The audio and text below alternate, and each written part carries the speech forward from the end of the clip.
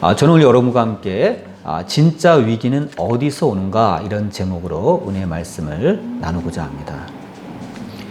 여러분도 알다시피 요즘 전 세계가 우크라이나와 러시아와의 전쟁으로 인하여 아주 몸살을 앓고 있죠. 우리가 그 전부터 코로나로 인하여 전 세계가 경제가 어려워지고 격리가 일어나고 여러 가지 사망 사건도 많이 일어나서 가뜩이나 어려운데 푸틴이 전쟁을 일으키는 바람에 우크라이나 전쟁의 여파로 전 세계가 이중고를 겪고 있는 것이 오늘의 현실입니다. 우리 주부들은 알 거예요. 피부로 밀가루 값이 엄청 오르고 식용유 값이 엄청 오르고 그 여파로 기름값, 가스값 안 오른 게 없잖아요. 그런데다가 자원을 보유한 나라들이 막 이제 갑질을 해요. 러시아가 우리 석유 많다 이거예요. 우리 가스 많다 이거예요. 막 위협을 하고 그러니까 자기들도 막 위협을 합니다. 가만히 또 인도네시아가 팜유 수출을 막 제한하고 중단하고 하니까 그 여파로 팜유를 대체하는 다른 기름들이 다 올랐어요. 당장 튀겨야 될 거 아니에요. 그 여파로 다 올랐어요. 원자재 값이 다 올랐어요. 하다못해 한동안 바닥세를 면치 못하던 폐지값, 종이값도 다 올랐어요. 굉장해요. 그 여파가. 그런데다가 그렇게 오르니까 돈 가치가 떨어지잖아요. 미국이 달러 가치를 방어하려고 금리를 오르니까 당장 전 세계가 몸살 앓기 시작하는 거예요. 우리나라도 금리 올렸죠. 대출금리가 오르고 집값이 떨어지고 거래가 안 되고 난리가 아니에요. 정말 경제 위기가 어느 한 나라에 국한된 것이 아니라 전 세계로 이렇게 전염되고 있는 것이 오늘의 현실이다 이렇게 볼 수가 있습니다. 우리는 이것을 경제 위기다 이렇게 생각을 하죠. 근데 여러분 우리가 성경을 보면요, 이 경제 위기보다 더 무섭고 코로나 위기보다 더 무서운 위기들이 있었어요. 그게 뭐죠? 하나님을 잊고 사는 거예요. 여러분 우리는 현실을 살아내기에 급급한 나머지 하나님을 잊고 사는 것에 대해서 무감각할 때가 참으로 많습니다. 근데 여러분 사실은요, 성경을 보면 이 경제 위기보다, 이 전염병이 창궐하는 위기보다 더 무서운 것이 하나님을 잊고 산 것에 대한 대가라는 것입니다. 이 영적 위기가 사실은 가장 크다는 거예요. 여러분 우리가 같이 읽은 본문을 보면 한 왕이 나옵니다. 그게 누구죠? 여로보암이라는 왕이에요. 근데 더 정확히 표현을 하면 여로보암 2세예요. 여로보암 1세가 있었거든요. 북이스라엘의 초대 왕 이름이 여로보암이에요. 이 사람은 훨씬 후대 때 사람인데 굉장한 사람이에요. 여러분 제위 41년간을 왕위에 있었습니다. 북이스라엘의 최전성기를 이루었고 이스라엘의 황금기라고 일컫는 그 시대를 통치하던 왕이 바로 여로보암 2세예요. 첫 번째 이 왕의 공적은요, 정치적 안정을 이룬 거예요. 이게 굉장히 중요해요. 여러분 우리나라가 요즘같이 살 수 있는 건 뭐죠? 물론 여야 간에 다투고 싸우고 공방전도 벌어지지만 그럼에도 불구하고 외국에서 볼 때는요, 대한민국이 굉장히 정치적 안정을 이루고 있는 나라예요. 헌법에 맞게 딱딱 대통령을 교체합니다. 여러분 이게 당연한 게 아니에요. 후진국들은 막 쿠데타가 일어나가지고 헌법을 유린합니다. 근데 대한민국은 하여튼 안팎에서 지지고 볶고 싸우던 하여튼 정상적으로 선거에 의해서 대통령이 교체합니다. 그 정도인가요? 대통령도 잘못하면 감옥 가는 나라가 대한민국이에요. 외국에서 볼 때 신기해요. 아무튼 이 여로보암 2세는요, 이러한 정치적인 안정을 이룬 나라예요. 근데 여러분, 정치적 안정을 위해 가장 좋은 조건이 있어요. 그건 뭐죠? 외적이 침입을 안 해야 돼요. 여러분, 역사적으로 또 우리나라는 항상 외적이 침입을 받았죠. 중국의 힘이 강해지면 중국이 밀고 내려왔고, 일본이 힘이 강해지면 일본이 또 쳐들어왔어요. 근데 여러분, 우리 세대는 6.25 이후에 전쟁이 없잖아요. 평화시대잖아요. 그러니까 정치적 안정을 이룰 수 있었잖아요. 근데 여로보암 2세도 그랬어요. 북쪽에 거대한 강대국 아수르가 있었습니다. 또 그 옆에 아랍 나라가 있었습니다. 근데 다행히, 여러분, 운이 좋아야 돼요. 행운이에요. 다행히 이 여로보암 2세가 41년간 통치할 때는요, 저 북쪽에 있는 강력한 나라들이 지리멸렬했어요. 그 안에서 내분이 일어나가지고, 귀족과 왕이 막 다투고, 내분이 일어나가지고, 다른 나라에 신경 쓸 틈이 없었어요. 자기 나라에 일어난 일을 불고기도 바쁜 거예요. 그러니까 좋은 거예요. 그 여로보암 2세는 오히려 그때 야금야금 영토를 넓혔어요. 여러분이 성경을 보면 그 여로보암이 이스라엘 영토를 회복했는데 하맛 어귀에서부터 아라바 바다까지 했다 그래 있죠. 하맛은 지금으로 말하면은 이스라엘의 북쪽에 있는 베카 계곡이라고 했어요. 거기서부터 이 아라바 바다는 사해예요. 그 몸이 붕둥 뜨는 그 염분이 가득한 그 호수 있죠. 사해. 사해를 그 당시는 아라바 바다까지 했어요. 영토를 막 위아래로 넓힌 거예요. 그러니까 여러분, 백성들의 평가가 어때요? 좋죠. 예. 나라 영토가 점점 늘어나니까 백성들한테 좋은 일이에요. 그러니까 평가가 아주 좋았어요. 두 번째 뭐죠? 이것을 바탕으로, 평화를 바탕으로 경제적 부를 이루고 있었어요. 외국과의 교육을 활발히 해서. 우리나라도 여러분, 자원이 빈곤한 우리나라가 먹고 살 수 있는 건 뭐죠? 천연 자원을 수입해서 이걸 가공해서 파는 거잖아요. 우리나라는 이 작지만요, 이 경제적 영토는요, 굉장히 넓은 거예요. 그러니까 해외 교육을 했기 때문에 이 나라도 해외 교육을 활발히 했어요. 무역을 해서 돈을 엄청 많이 벌었어요. 그래서 진귀한 온갖 수입품들이 이 나라에 쏟아져 들어옵니다. 성경에는 뭐라 되어 있냐면, 그 상하 침대를 수입해서 부자들 상하로 만든 침대, 거기서 잤어요. 그리고 부자들, 세력가들은 송아지 고기를 먹었다 그래요. 여러분, 송아지 이제 키워서 잡아 먹어야 되는데 그 어린 송아지를 잡았다는 것은 아무나 그거 안 팔잖아요. 살이 야들야들할 거 아니에요. 연한 어린 송아지를 먹고, 또 여름에는 또 시원한 별장에서, 겨울에는 또 그쪽에 가서 시원한 따뜻한 곳에서 머물렀어요.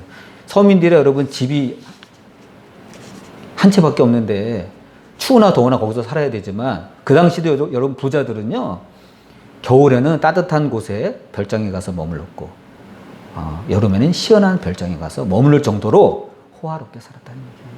그러니까 빈부격차가 사실은 늘어났어요. 아무튼 그렇지만 그럼에도 불구하고 이때가 이스라엘의 가장 태평성대였다 그래요. 여러분, 우리가 대세라는 말을 하잖아요. 요즘은 누가 대세야 그러잖아요. 아무개 탤런트가 배우가 대세야, 그런 말 하죠 가끔. 그 당시는요, 여로보암 2세가 대세였어요. 누구도 이의를 제기하지 못했어요. 왜냐? 여로보암 2세 전후로 이렇게 태평성대를 이룬 시기가 없었어요. 여러분, 만약 그때 여로보암 2세에게 질문 있습니다 하고 항의를 한다면 그건 반역이에요. 그 당시 그 정도로 여로보암 2세의 인기가 대단했습니다. 근데 여러분, 우리가 성경을 보면 성경은 가끔 참으로 확 견져요. 그게 뭐죠? 우리 같이 읽은 본문을 보면 여로보암 2세가 사마리아에서 41년간 나라를 다스렸는데, 밑에 뭐라고 되어 있죠? 여호와 보시기에 악을 행하여. 여호와 보시기에 악을 행했다는 거예요. 여러분, 우리나라는 외국도 마찬가지예요. 어느 대통령이 집권을 하면서 길을 넓히고 뭐 항만을 건설하고 공항을 건설하고, 그렇죠? 많은 이런 토목공 공사를 하고 그런 좋은 일을 많이 하면 칭찬이 대단하죠. 그런데요, 성경은 그거 아무런 소용이 없어요. 성경이 제기하는 기준은 뭐죠? 그가 하나님 앞에서 얼마나 믿음 생활을 신실하게 잘했느냐, 그거 하는 겁니다. 두 번째로, 그가 하나님 앞에서 얼마나 백성들에게 유익한 일을 끼쳤는가, 그거 하나 봐요. 그 딱 두 가지 봅니다. 하나님 앞에서, 백성 앞에서 얼마나 그가 유익한 일을 끼쳤는가, 그걸로 평가합니다. 여러분, 요새 영국의 엘리자베스 2세가 승하했죠. 그분이 여러 가지 왕실의 그 불미스러운 일임에도 불구하고 전 세계의 그 추앙을 받고 인정을 받는 게 뭐죠? 그는 나라를 위해서, 백성을 위해서 헌신했다는 거예요. 누구도 부정하지 못해요. 1년에 수백 건의 행사에 참여하고 지원을 했어요. 가서 격려를 하고. 그러니까 백성들의 마음속에 여왕이 심겨져 있는 거예요. 들어와 있는 거예요. 남이 아닌 거예요. 특히 힘들고 어려운 사람들을 위해서 그가 많이 자선 사업을 베푸고 도왔다는 것은 전 세계가 다 알고 있습니다. 그러니까 여러분 인정하는 거예요. 단지 직위만으로 그를 존경하는 시대는 아니에요, 이제는. 찰스 왕세자는 그렇지 않잖아요. 이제 왕이 됐죠. 그가 아마 엄청난 부담을 느끼고 있을 거예요. 왜? 어머니가 너무 잘했어. 어머니가 너무 존경스러워. 너무 차이가 커. 아마 그가 엄청난 부담을 지고 있었을 것입니다. 이처럼 하나님도 그래요. 하나님 앞에서 얼마나 신실했는가, 백성들을 위해서 얼마나 유익을 끼쳤는가, 영적으로 보는 것입니다. 그러나 이 여로보암 2세는 그 많은 업적에도 불구하고 하나님의 기준으로 볼 땐 아니었다는 거예요. 이게 참 무서운 거예요. 세상적 업적은 화려하잖아요. 그러나 그가 하나님을 섬겼느냐? 아니에요. 선대 왕이었던 여로보암 1세가 행했던 것처럼 단과 베델에 송아지 우상을 세워놓고 그 우상에게 하나님이라 하고 절했던 왕이 바로 여로보암 2세입니다. 이게 중요한 거예요.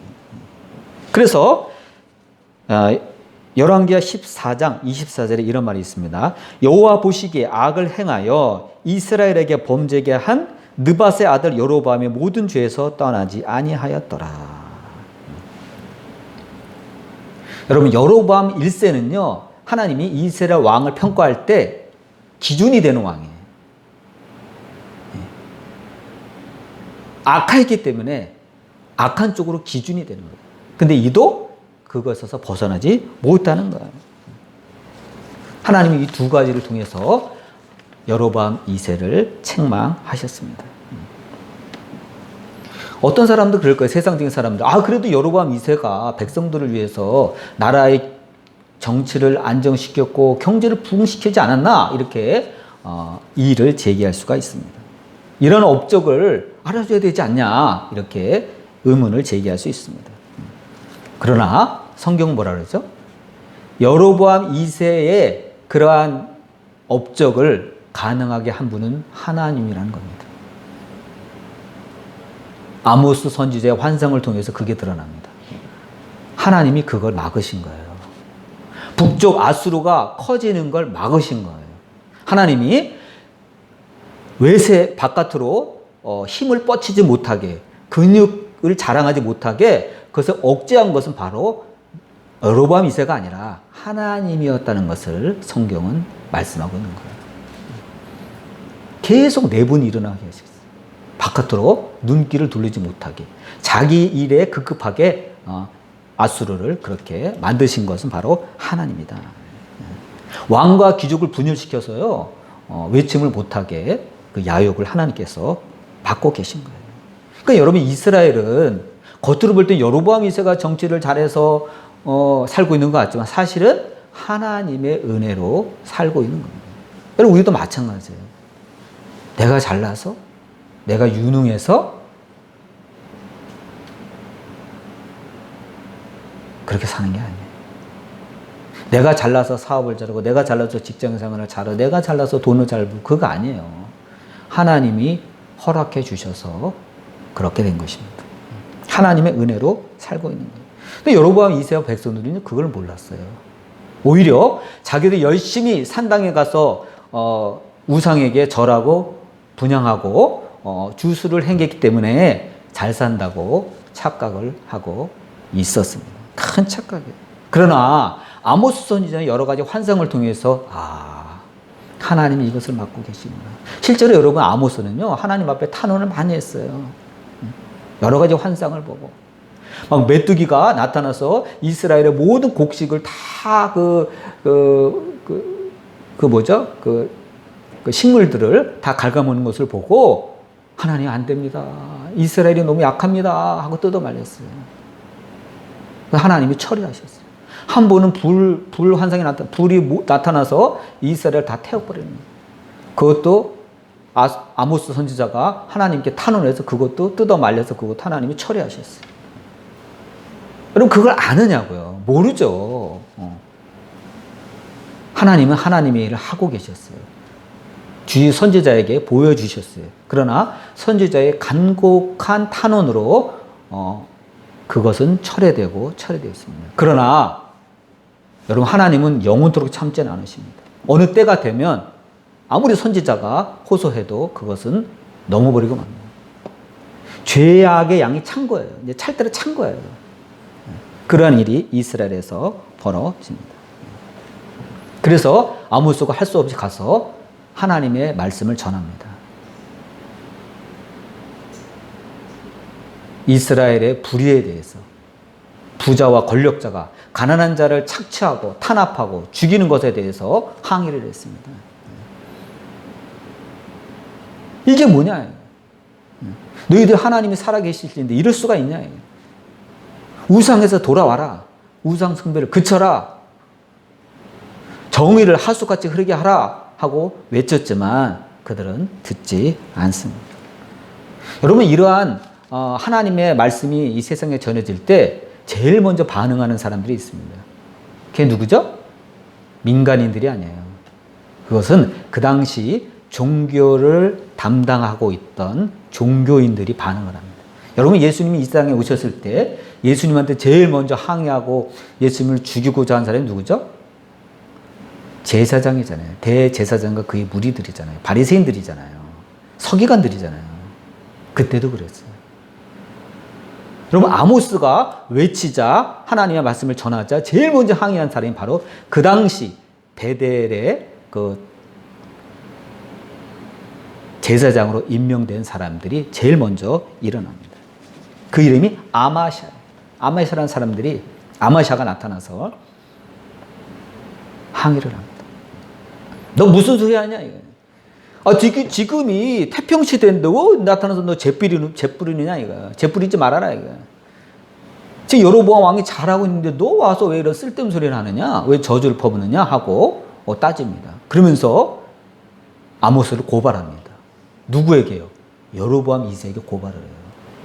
왕이시여 지금 엉뚱한 녀석이 유다에서 나타나가지고 왕을 저주하고 있나이다. 왕이 죽을 거라고 합니다. 이 나라가 망해서 외국에 끌려간다고 합니다. 저들을 잡아서 처벌하십시오 하고 그가 고발을 합니다. 그러나 여러분 아모스는 진실을 말하잖아요. 여러분 우리가 성경을 보면 요나가 나오죠. 여러 가지 선지자 중에 요나 또 아모스가 나오죠. 이 요나 선지자, 이 아모스 선지자가 바로 이 이스라엘의 찬란한 부흥기였던 번영기였던 이 여로보암 2세 때 주로 활동하던 위대한 선지자들이에요. 여러분 누구나 번영을 좋아하죠. 번영을 싫어하는 사람이 어디 있어요? 여러분 잘 사는 거 싫어하는 사람이 어디 있어요? 나에게 수입이 들어오는데 싫어할 사람이 누가 있어요? 근데 여러분 성경은 번영이 문제라는 것이 아니라 그 번영이 하나님께 기초하지 않는 번영은 번영이 아니라고 봅니다. 그건 번영이 아니에요. 그건 퇴보예요. 그건 죽음의 길로 가는 거예요. 그건 일시적 번영이며 오히려 하나님 앞에 심판받을 번영이라는 겁니다. 그게 바로 여로보암 2세 때 그 찬란했던 그 황금기가 하나님 보시기에는 번영이 아니라 퇴보라는 겁니다. 여러분 우리는 아마샤와 같은 그런 거짓 종교인들을 우리는 경계해야 돼요. 여러분, 미국에는 그 중에 조엘 오스틴이라는 목사가 있습니다. 미국의 유명한 번영 신학의 주창자 중 가운데 하나예요. 이 사람이 긍정의 힘이라는 책을 썼어요. 근데 그 긍정의 힘이라는 책이 전 세계적인 그 베스트셀러가 됐다는 걸 여러분 잘 알고 있을 거예요. 근데 여러분, 부정적인 것보다는 긍정적인 것이 좋죠. 물론 그렇죠. 그러나 시도 때도 없이 무조건 긍정의 힘? 이건 문제가 있는 거예요. 이 사람은 자기의 사고 방식으로 하나님을 삼은 사람입니다. 이 사람은 긍정의 힘, 그러한 사고 방식이 이 사람에게 있어서는 하나님이에요.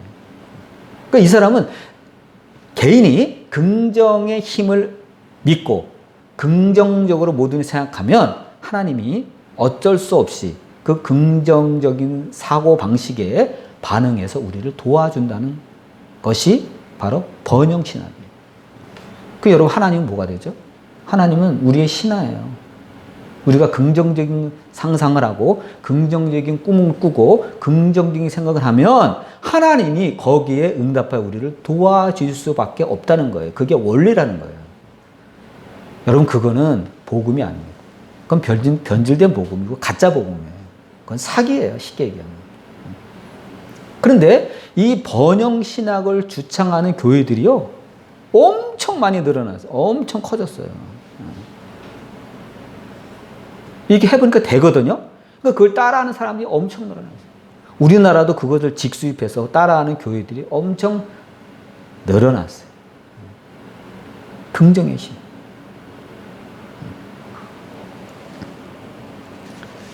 그 긍정의 힘이란 하나님의 주권을 무시하는 행동이에요.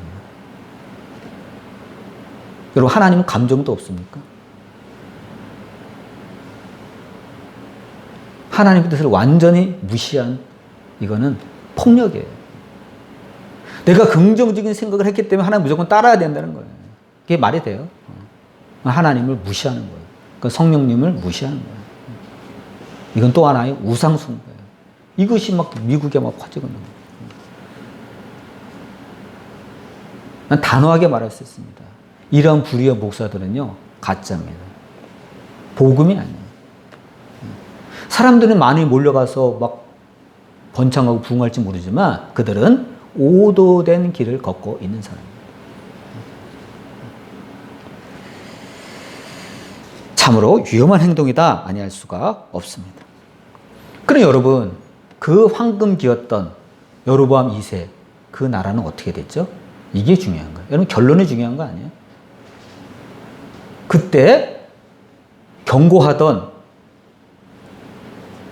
아모스는요, 시대의 이단아였어요. 엄청 비난을 받았어요. 무시당했어요. 탄압을 당했어요. 근데 결국 어떻게 됐죠? 여로보암 2세가 죽고 나서 황금기를 이루었잖아요. 그러면 창창하게 잘 흘러야 되잖아요. 정치, 경제, 사회나 모든 게. 여로보암 2세가 죽고 나서 드디어 심판이 벌어집니다. 그게 뭐예요? 그의 아들이 쿠데타로 인하여 죽게 됩니다. 반란이 일어난 거예요. 그렇게 완벽해 보이던 그 예후 왕조가 여로보암이 죽자마자 급격히 와해돼서 그의 아들 때의 쿠데타로 인하여 무너져 버린 거예요. 샬룸이라는 사람이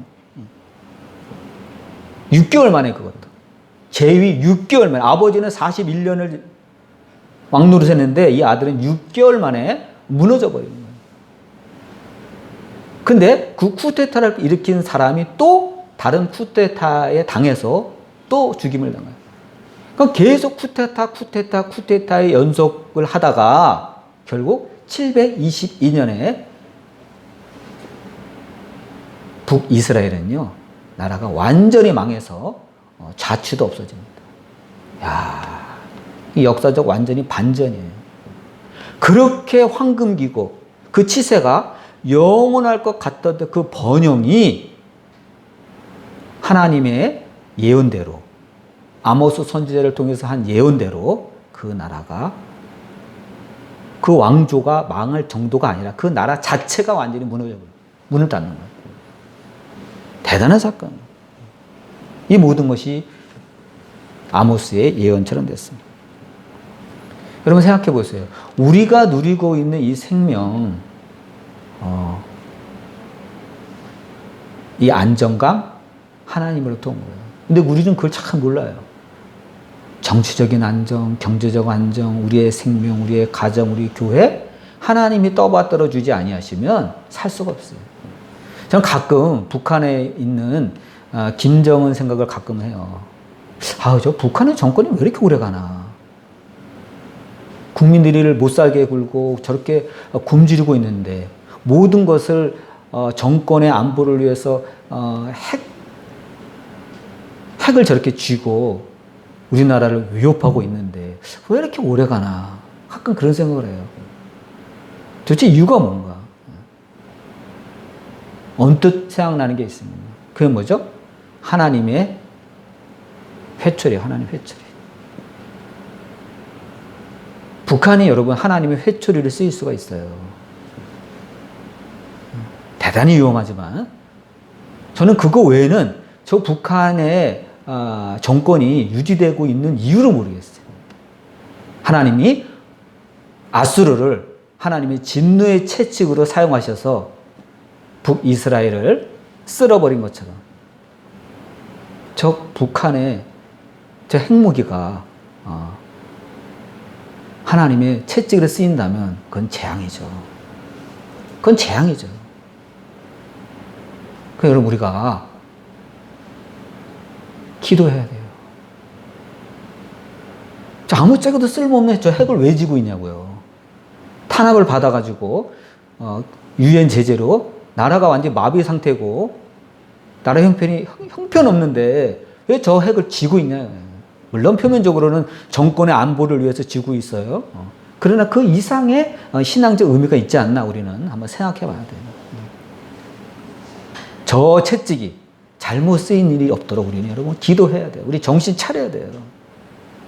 우리나라는 주변에는요 하나님의 진노의 채찍이 많아요. 일본도 있죠. 일본도 마음만 먹으면 일주일 안에 핵을 만들 수 있다잖아요. 마음만 먹으면 플루토늄을 막 쌓아놓고 있어요. 일본은요. 그래서 얘네가 겁을 안 내는 거예요. 우리는 뭐 일주일이면 핵을 만들 수 있는데 뭐 중국 말할 수도 없죠. 핵을 쌓아놓고 있죠. 러시아, 미국 다음으로 핵을 쌓아놓고 있죠. 우리나라 주변은요 다 지뢰밭이에요. 다 채찍이에요. 그러니까 여러분 우리나라는요 정신 안 차리면 살 수가 없는 나라예요. 이렇게 사는 게 하나님의 기적입니다.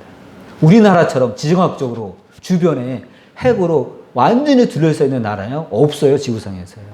우리나라는 주변을 봐도 만만한 나라가 하나도 없어요. 북한 핵 쥐고 있죠. 러시아, 중국 핵 쥐고 있죠. 일본 일주일이면 핵을 만들죠. 만만한 나라가 어디 있어? 없죠. 그러니까 여러분 우리는 자나깨나 하나님의 은혜로 아니면은 살 수가 없는 나라가 바로 우리나라다. 이렇게 볼 수가 있습니다. 성경은 말합니다. 진짜 위기는 언제 오느냐? 단지 뭐 코로나가 유행하고 우크라이나 사태로 뭐 경제가 어려워지고 여러분 이건 성경에서 볼 때는 여러분 위기도 아니에요. 이건 다 극복할 수 있는 거예요. 지금 뭐 우크라이나 지금 싸우고 있지만 벌써 회의가 막 열리고 있죠. 우크라이나 이제 전쟁 끝나면 그 건설 사업에 누가 들어갈 것인가? 예. 미국이 우리가 제일 많이 원조했기 때문에 우리가 먼저 들어가야 된다 그러고, 그렇죠? 영국도 다른 나라, 우리도 무기 많이 갖다 줬는데 우리나라도 건설 시장 참여해야 된다 그러고 막 지금 눈치 보고 막 작전이 벌어지고 있어요. 아직 전쟁 끝나지도 않았는데 여러분 그게 세상이에요. 아마 전쟁도 이제 끝나고 코로나도 잠잠해지면 다시 세상적으로 볼 때는 다시 살기 좋아지는 세상이 올 수도 있습니다. 그러나 그게 진실은 아니에요. 진짜 위기는 하나님을 잃어버린 민족에게 오는 거예요. 진짜 위기는 하나님을 잊은 개인에게 오는 겁니다. 성경은 그것을 여실히 증명하고 있습니다. 여러분, 어떠한 한이 있더라도 개인적인 삶이 어려워지든 흥하든 우리 가정과 교회의 삶이 어려워지든 흥하든 상관없이 결단코 나와 내 집은 하나님을 섬기겠다고 다짐한 여호수아의 다짐대로 여러분과 저는 영원토록 나와 내 집은 하나님을 섬기겠노라 하는 믿음으로 살아가는 여러분이 되시기를 축원드립니다. 기도하겠습니다.